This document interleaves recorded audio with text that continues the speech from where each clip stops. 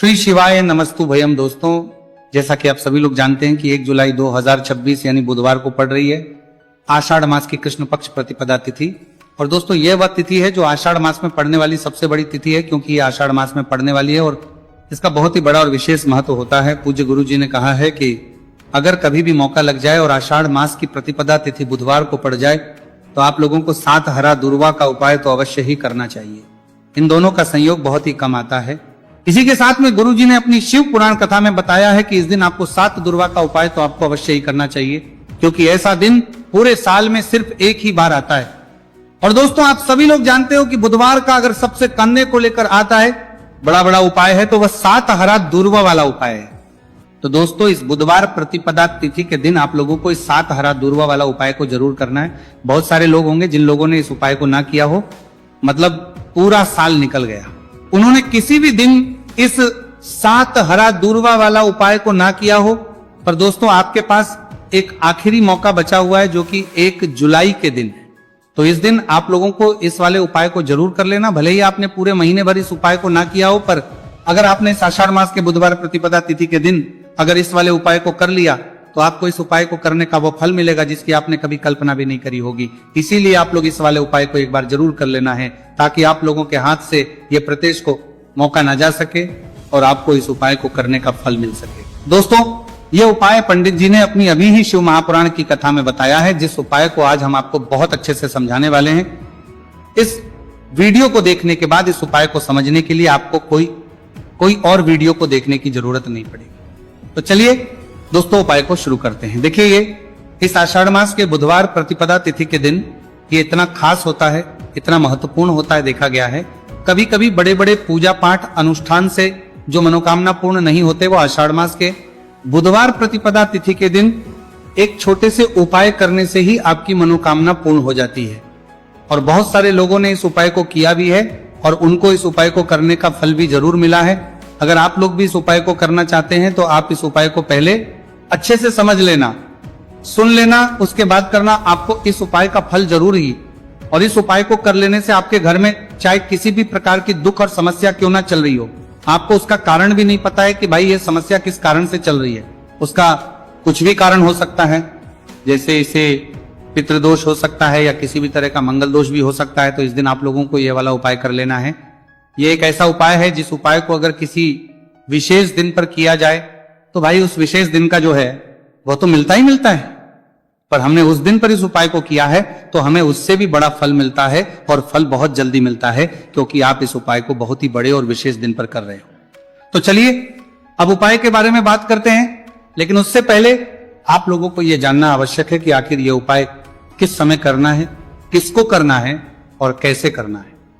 तो चलिए हम आगे आपको वीडियो में एक एक करके बता देते हैं। उससे पहले अगर आप लोग हमारे चैनल पर पहली बार हैं तो हमारे चैनल को सब्सक्राइब करना ना भूलें, और अगर आपके पास कोई सवाल है तो आप हमें कमेंट बॉक्स में बता सकते हैं। और अगर आपको हमारा वीडियो पसंद आया है तो आप हमें लाइक और शेयर करना ना भूलें। और अगर आपको हमारे चैनल की जानकारी चाहिए तो आप हमें फॉलो कर सकते हैं, और अगर आपके पास कोई प्रश्न है तो आप हमें कमेंट बॉक्स में बता सकते हैं। पहली बार आए हैं या फिर मेरी आवाज आज पहली बार सुन रहे हैं तो हमारे चैनल को सब्सक्राइब जरूर कर लेना, और इस वीडियो को करके कमेंट बॉक्स में श्री शिवाय नमस्तु भयम ओम नमः शिवाय जरूर टाइप कर देना। तो दोस्तों, इस 7 दुर्वा वाला उपाय को हमें इस बुधवार प्रतिपदा तिथि के दिन कैसे करना है, किसको करना है, किस समय करना है और कहां पर करना है, ये सारे सवालों के जवाब आपको इस वीडियो में मिल जाएंगे। और जो ये वीडियो देखेगा भाई उसको 7 हरा दुर्वा वाला उपाय जरूर करना चाहिए, क्योंकि इस दिन 7 दुर्वा का भी बहुत ही बड़ा और विशेष महत्व होता है। और जब बात आ जाए हरा दुर्वा की तो ये सोने पर सुहागा वाली बात हो जाती है, और ये एक बहुत ही बड़ा उपाय हो जाता है इस बुधवार प्रतिपदा तिथि का।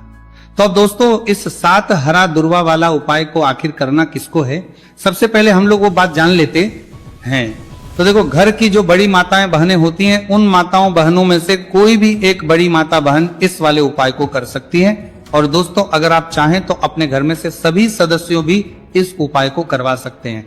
अगर किसी व्यक्ति की खुद की कोई मनोकामना है, खुद की कोई दुख और परेशानी है जो कि वो अपने लिए ही करना चाहता है इस वाले उपाय को, तो वो खुद अपने लिए भी कर सकता है। बाकी अगर कोई घर में से ऐसा है जो कि अपने पूरे घर परिवार की सुख और शांति के लिए यह वाला उपाय करना चाहता है, तो भाई वो भी करना चाहता है, सकता है, उसमें भी कोई दिक्कत वाली बात नहीं है। कहने का मतलब यह है कि इस उपाय को हर सदस्य भी कर सकता है और पूरे घर परिवार के सदस्य के लिए घर की बड़ी माताओं बहनों में से कोई एक माता बहन भी कर सकती है। माताएं बहनें अगर घर में उपस्थित ना हो या वह ये वाला उपाय ना कर पा रही हो तो फिर घर का कोई बड़ा सदस्य भी इस 7 हरा दूर्वा वाला उपाय को कर सकता है, चाहे फिर वह पुरुष ही क्यों ना हो, उसमें कोई भी दिक्कत वाली बात नहीं है।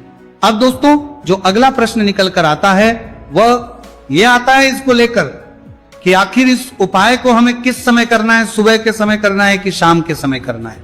तो देखो इस वाले उपाय को आप लोग सुबह के समय भी कर सकते हो और शाम के समय प्रदोष काल में भी कर सकते हो।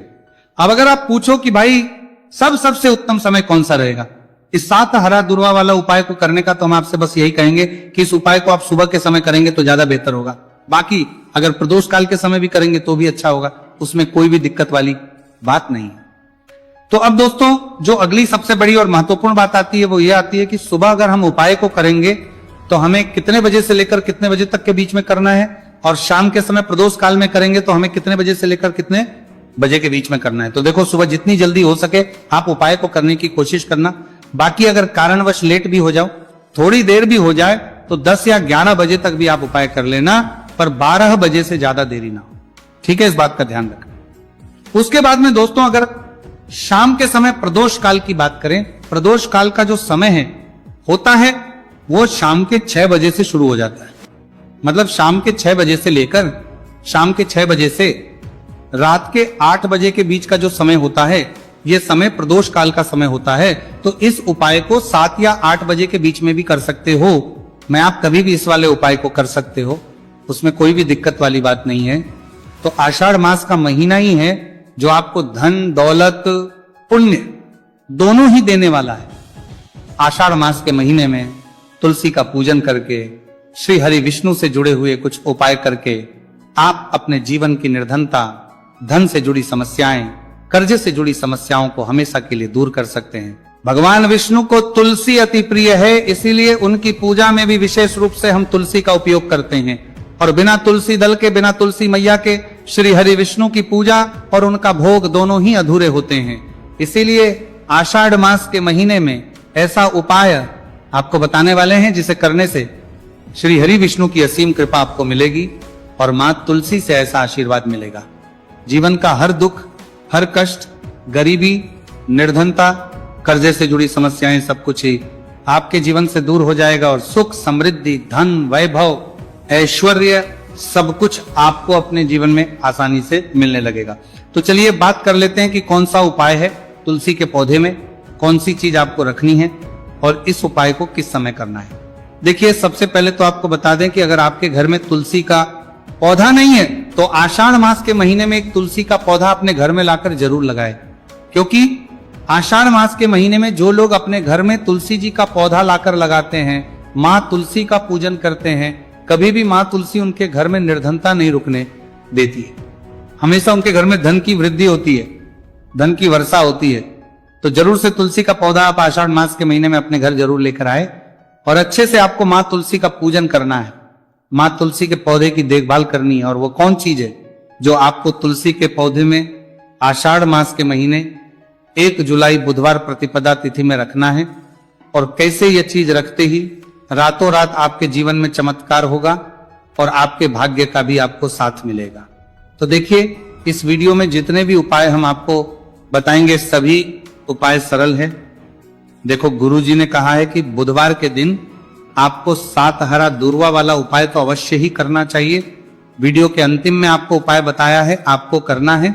देखो आगे बढ़ने से पहले वीडियो को एक लाइक जरूर करें। देखो सबसे पहला उपाय, यदि आपके जीवन में कर्जा बहुत अधिक है, आपके जीवन में संकट बहुत अधिक रहते हैं, आपके ऊपर बहुत अधिक विपदा आ रही है, बार बार आपको अपने व्यापार में और अपने धन में हानि देखने को मिल रही है, यानी कि आपको प्रत्येक कार्य में हानि हो रही है, तो आपको यह उपाय करना चाहिए। इस उपाय को करने के लिए आपको 2 चीजों की आवश्यकता होगी। सबसे पहले आप जानते हो जो कि भगवान गणेश जी को समर्पित होती है, तो आपको वह हरा दूर्वा की आवश्यकता होगी, साथ ही में 1 लोटा जल की आवश्यकता होगी। और आप जब भी उपाय को करें, जिस दिन भी आपको करें, तो आपको प्रातः कल सुबह ही सुबह वह करना है। इस बात का विशेष रूप से आपको ध्यान रखना है, ठीक है। तो आपको एक हरा दूर्वा लेनी है। अगर आधा हरा दूर्वा भी मिल जाती है तो भी कोई दिक्कत नहीं है, बस आपको हरा दूर्वा है। अगर ज्यादा ना मिले तो उस स्थान पर एक हरा दूर्वा भी ले सकते हैं। हरा दूर्वा आपको आसानी से कहानी पर भी मिल जाएगी। बस याद रखिएगा शुद्ध दूर्वा, और मतलब उसे शुद्ध करके ही उपयोग में लीजिएगा, है ना। तो आपको करना क्या है, एक हरा दूर्वा या एक से ज्यादा भी हरा दूर्वा आप लोग ले सकते हैं। तो एक हरा दूर्वा अपनी ले लीजिए। एक हरा दूर्वा के साथ में आप 1 लोटा जल ले लीजिए और इन दोनों ही चीजों को लेकर शिवाजी के मंदिर पहुंच जाइए। जी के मंदिर पहुंचकर सबसे पहले आप शिवाजी के पास में बैठ जाइए। शिवाजी के पास में बैठने के बाद जो शिवाजी की शिवलिंग होगी, शिवलिंग के ऊपर सबसे पहले आपको यह दूर्वा को समर्पित करना है। दूर्वा को कुछ इस प्रकार से समर्पित करना है कि जो दूर्वा की दांडी का मुख होगा वह जलधारी की तरफ हो, जहां से जल नीचे करता है ना। और जो हरा दूर्वा का मिला हुआ भाग होगा वो अपने आप शिवाजी के पीछे की तरफ हो जाएगा। ठीक है, तो इस प्रकार से ये हरा दूर्वा का ये दूर्वा आपको भगवान शिवाजी का शिवलिंग के ऊपर समर्पित करनी है। और जो 1 लोटा जल आप अपने साथ लेकर आए हैं, इसी दूर के ऊपर भगवान शिवजी के शिवलिंग के ऊपर एक धारा से आपको समर्पित कर देना है। ठीक है, अब यहां पर देखने बात यह है कि ये उपाय इस व्यक्ति को करना है जिस व्यक्ति की नौकरी नहीं लग रही हो, जो व्यक्ति परीक्षा में पास होना चाहता हो, तो इस व्यक्ति को अपने हाथों से इस उपाय करना है, तभी उपाय कम करेगा। ठीक है, उपाय को करने के बाद आपको 3 महीने उपाय आपको कब तक करना है, जब तक कि आपकी नौकरी ना जाए, जब तक आप इस उपाय को नियम के साथ करो आपकी नौकरी जरूर लगेगी। अब बात करते हैं दूसरे उपाय के बारे में। तो देखिए दूसरे उपाय जो है, देखिए इस उपाय के लिए आपको मात्र 1 लौंग का जोड़ा लेना है, यानी कि 2 फूल वाली लौंग लेनी है।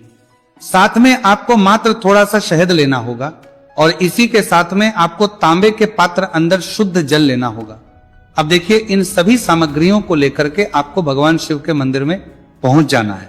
देखिए ये उपाय आप सुबह से लेकर शाम तक कर सकते हैं। तो वह सबसे पहले तो आपके पास जो 2 फूल वाली लौंग हैं, उन्हें आपको शहद के अंदर अच्छे से डुबो है, यानी कि दोनों लौंग पर आपको अच्छे से शहद का लेपन कर देना है।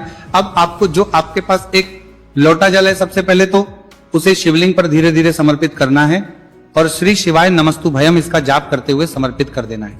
अब आपके पास जो 2 फूल वाली लौंग है शहद से, उसे आपको शिवलिंग पर अर्पित करना है और आपको प्रार्थना करनी है कि जीवन में जो रोग की स्थिति है वह समाप्त हो, जीवन के जो संकट और समस्याएं हैं वह सभी समाप्त हो, जीवन से जो कर्ज की समस्या है वह समाप्त हो। इस प्रकार से प्रार्थना करते हुए ये जो 2 फूल वाली लौंगी शहद संयुक्त इस आपको शिवलिंग पर अर्पित कर देनी है।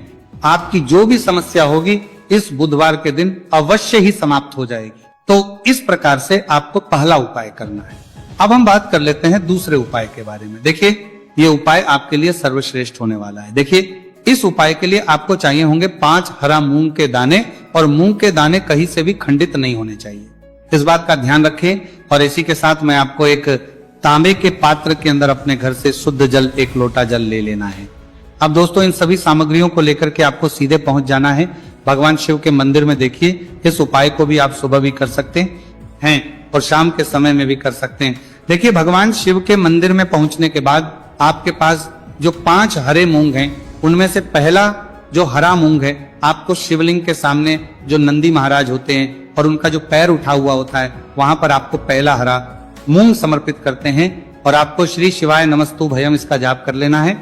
फिर आपको दूसरा हरा मूंग लेना है और शिवलिंग पर जो श्री गणेश जी वाला स्थान होता है वहां पर आपको ये दूसरा हरा मूंग समर्पित कर देना है, यानी कि शिवलिंग के सीधे तरफ आपको ये दूसरा हरा मूंग समर्पित करना है। और फिर आपको ओम गण गणपते नमः या फिर ओम श्री गणेशाय नमः इसका जाप कर लेना है। तीसरा हरा मूंग करना है। देखना एक दिन आपकी सब तरह की समस्या जल्दी ही समाप्त हो जाएगी। तो इस प्रकार से आपको यह चौथा उपाय करना है। अब हम जान लेते हैं। तो दोस्तों